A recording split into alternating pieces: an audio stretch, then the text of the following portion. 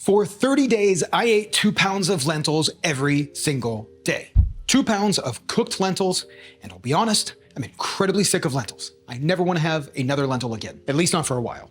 I love lentils, so I will come back to them. But this was a rough test. I did this because I had a theory. I was chasing an idea. 2 pounds of food sounds like a lot. It sounds like the opposite of a diet, something where you would not be losing weight or even burning fat. But can I eat a mountain of food every day, feel incredibly full, sustain an even weight, gain muscle, and feel good while doing it for about a little over $1 a day? I mean, incredibly cheap. Now, this wasn't the only thing I ate, but it was a bulk of my calories for the last month. Okay, so here are my predictions before I start the month. I'm currently in the middle. I am about 45 days into a 90-day resistant starch test. And I think along with the resistant starch from the lentils, I'm gonna lose weight. I'm also going to predict that the volume, I'm gonna stop snacking. I think that's a big one. Now this one's gonna be tough. I think my cholesterol is gonna drop, but I do think that's gonna be more of a mechanism from the resistant starch. And I predict, and I know, and I know this happens to me all the time, I think I'm just going to get sick of lentils. I think it's gonna take a week or two, and I think I'm just gonna be over it. Okay, rules are simple. 2 pounds cooked lentils every day. 2 pounds cooked is around 1,000 to 1,100 calories. Roughly 82 grams of protein, which is kind of insane, and around 60 grams of fiber. The plan is pretty much to make 2 different recipes: a braised lentil, which I'm gonna show you today, and then just my basic lentil soup, which I've made a bunch of times on the channel. I can meal prep a couple of days at a time and just repeat. This is the end of week 1 right now, so this is my 3rd time doing this. It's simple. I prep and cook 4 cups of dried lentils in a saucepan. Always make sure you sort your lentils, make sure there's nothing odd in them. Sometimes you do find little like pebbles or things like that. And I also did go back and forth between green lentils and black lentils. Make sure you wash and rinse your lentils. I'm gonna toss them into my saucier for about 15 minutes with 7 cups of water, which that's pretty low for lentils, but I'll show you why. We're not gonna suck up all the water on this initial cook. I'll show you why after. I'm also not gonna add any salt. Now, the only thing that goes in this tomato braised dish is gonna be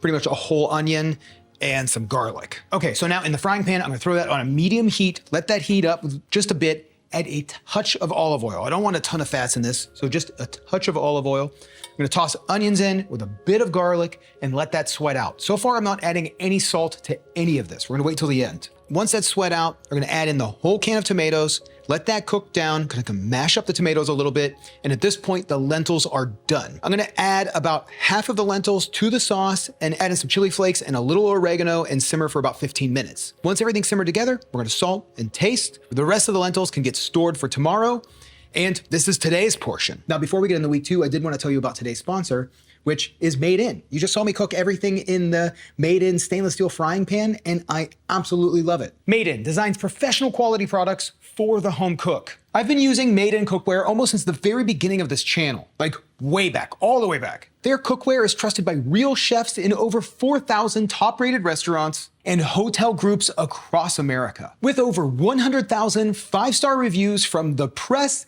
and your everyday cooks. All my chefy friends, my home cooks, everybody I know loves their Made In cookware. It's phenomenal.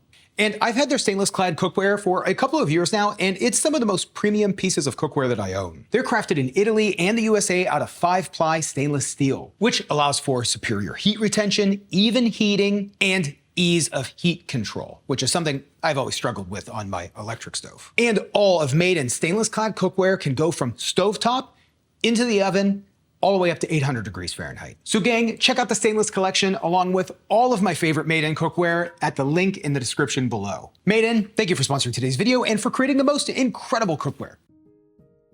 So why would 2 pounds of lentils do anything at all? 3 things stack up. 1, this isn't even 2 pounds of lentils. This is actually a pound. This is half of the serving. I did want to show you because it is really unique, because this is a gigantic bowl of food. a gigantic bowl of food. It's 1 pound of lentils, but it actually it comes in at about 2 pounds of a serving. It's gonna be full. This bowl is 700 calories, 45 grams of really great protein, 8 grams of fat, and 100 grams of carbs. And it's tasty. So yeah, what does 2 pounds of lentils a day do? Number one, satiety. I've talked about the satiety index. It's a study that ranked how full certain foods keep you feeling. Boiled potatoes rank the highest, but beans, lentils, legumes, they rank pretty high. Lentils kind of hit the mark across the board. Pure volume, all at once, physically filling your stomach. Your stomach literally measures volume. The receptors in your belly will tell you, once it's stretched, how full you're feeling and tell you to stop eating. 2 pounds of candy bars is going to be a massive caloric load. This is 2 pounds of food for 700 calories. And once I get to 2 pounds of lentils, I'm gonna be about 1,400 calories across the whole day. And it's gonna be a struggle to eat much more. But along with other things, because of the fiber, there's blood sugar levels. Lentils are slow digesting foods. So that means even though these have a lot of carbohydrates, because of the protein, because of the fiber, it's going to digest slower. You're not gonna get that giant spike of energy. You're gonna have sustained energy all day long without the 3 p.m. crash. And lentils have a thing which is kind of like the second meal effect. Eating a large portion of something like lentils will actually blunt your blood sugar at your next meal. Now, for my leftovers, my cooled lentils, which is 3 portions of this, those are going to turn into a resistant starch. A big chunk of this lentil you're not even going to digest. Your body's still gonna use it. It's not like it's a waste. It's not like it's completely unusable. It's going to go down into your gut and ferment. Your gut bacteria are going to feed off of the resistant starch, which is going to do a whole lot of good across your body, but it also leads to my week 1 problem. We'll talk about that in a minute. But overall, the amount is insanely good for you over a long term. I wouldn't suggest eating 2 pounds of lentils every day. I would suggest adding a lot more lentils into your diet daily. So this is the end of my first week. Thursday, I have tomorrow. It was really rough. The food was good. I don't mind it, but the gas was crazy. Now I'm already experiencing a ton of gas from my resistant starch test.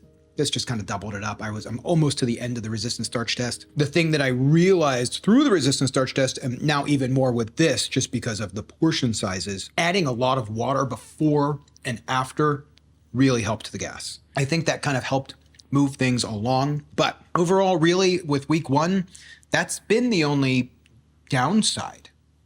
Feeling incredibly full and feeling good about it, that's been a super positive. I really love that. Friday, week 2, this is where I expected snacking to die. And it has. Where I would normally be heading out to the pantry to grab some sort of snack in the middle of the day, has pretty much stopped. I'll be editing or working on a video and I look up at the time and it's 4 or 5 o'clock and I didn't even realize it. So that was pretty cool. I haven't really felt an afternoon slump in a long time, but I will say the even energy has been really, really cool. Also, weight, nothing's happening. I know we're only 2 weeks, but it's been pretty consistent. 167.8 and I'm at 168.8. So, I mean, actually I've gained a pound, but I really just think that's like water weight, honestly. I don't think I've gained any fat. I actually almost forgot to record week 3. It's Friday. This has been a boring week. I'm still farting like crazy. It's kind of settled down a little bit, but it's also been really boring. I am so sick of lentils. I am trying something. I'm getting ready to go on a run. Normally, I don't like to do like a fiber before a run. It's like I try to do like a carb, like a rice or even like toast or something like that. Like this is a little fibery, and having gas or being bloated is not a great thing to do on a run. But I'm just curious about how the energy, if it sustains me at all. I mean, if I don't report back, it's probably didn't do anything. Yeah, that was tough. I will say I've noticed that my recoveries have been better.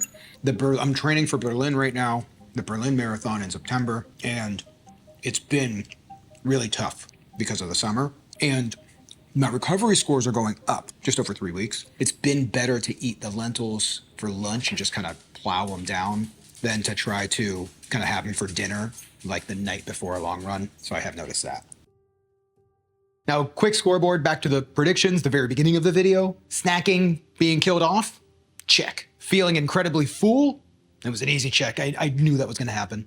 And insane gas was correct, but honestly, I underestimated it. I thought it was gonna be bad, it was really bad. But it also did die down. Now, the part that I didn't predict, and I'm still not 100% if this was cause or if I'm just correlating way too much stuff at this point. But this month, my sleep has been more restorative. Now, there is some data that says eating more fiber will help you sleep and have a better night's sleep. I'm not waking up as much as I used to, but again, that could all tie into things that I've been really working on with sleep. I've been doing a lot of sleep stuff, so my sleep score has already been ticking up. The difference that has happened lately is even though I'm having a very high sleep score, my recovery score, along with that sleep score, has also gone up. Number 2, craving crunchy foods. A month of soft stews, and I never want to have a soup again. The one thing that I expected that didn't happen at all was I thought the scale would move a little bit more. I wasn't expecting a whole lot because I was trying to eat at a maintenance. I was feeling very full. I wasn't snacking very often. So I figured I would be dropping a couple of pounds, but I did not. I do believe I've done a few body scans throughout this test. According to the body scan and my current scale, I am losing fat and gaining muscle. That could be completely separate from this test. So I could be losing fat because of the caloric deficit and gaining muscle because of working out. The little things that were great. Meal prep turned into a rhythm. This was so easy and it was so cheap. The other thing too that really made a big difference, and I think this was because of the satiety, was I stopped thinking about food. I recently listened to a podcast that talked about how different people react to food. You could set 4 people at a table and put a plate of donuts down, and 3 out of the 4 people will not think about, they might have a donut, they might take a bite of the donut, but that 4th person is going to be using 50 to 60% of their brain power to be thinking about how not to eat the donuts. And that's something that I've always struggled with. There's a lot of food noise. And that's where everybody's different and why willpower is a completely different thing for a lot of people. That's where GLP-1s kind of come in because they can actually shut down that food noise. Now, a gigantic bowl of fiber and protein, slow digesting foods that are very satiating, can do the same thing. And I noticed that was kind of cool. The food noise kind of went away this month. If I could give any advice, if this is something you typically don't do, just ease in. 60 grams of fiber a day is a lot for most people. I know I'm gonna get somebody arguing with me in the comments, that's not a lot of fiber. It is, for most people. Eating half of this amount every day for 30 days is sufficient for a giant portion of the population. I don't think there's really, there's kind of diminishing returns to go into the 2 pounds a day. I just wanted to see what would happen with the extreme, and I do believe it's an extreme, so I don't say to do that. If it's something that you do want to try and just see what happens to you and what happens to your food noise, if that's something you experience, pull that lever one time for a couple weeks and see what happens. Again, would I tell you to eat 2 pounds of lentils every single day? No, definitely not. It's not something I would recommend. I did this as a stunt, so you don't have to, honestly. Gang, if you got something out of this, please click the subscribe button. I like running these 30-day tests to find out what happens. The resistant starch test is going to be coming soon. I think that's going to be one of my biggest takeaways because so many things have happened during this 90-day test. It's exciting to get a lot more of the data, like my blood work from it. So that's going to be an exciting video coming out here in a couple of weeks. Drop a comment down below. Let me know what I should test next. I have some ideas, but I'm really curious to see what you think. I make these videos because after my weight loss, I found an incredibly happy life and I want to motivate you to be able to do the same thing. So follow along for more. I will see you in the next one. Gang, we just passed 700,000 subscribers, which feels like such a huge number. I mean, I know it is, but it's just wild to me. And this is my 10th year on YouTube. 700,000 subscribers just feels like, I don't know. I don't know why it feels so big to me. It's just the next part of the journey. But only 25% of you watching are currently subscribed. So if any of this content connects with you, please click the subscribe button. But if I've helped any of you or if you connect to any of this, please join me in on this journey. I just truly want to inspire as many people as I can to find the life that I've been able to find.